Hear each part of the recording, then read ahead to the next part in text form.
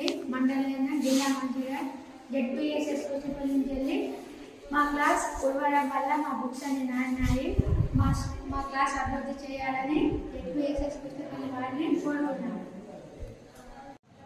నా పేరు శశాంత్. నేను 8వ తరగతి చదువుతున్నాను. మా గ్రామం కృష్ణపల్లి. మా స్కూల్ పేరు జెడ్పీఎస్ఎస్ కృష్ణపల్లి. ఈ క్లాస్ రూమ్లో మొత్తం వర్షం ప్రాబ్లం వల్ల వాటర్ పైనుంచి కురుస్తున్నాయి. కురవడం వల్ల మా బుక్స్ మొత్తం నానినాయి.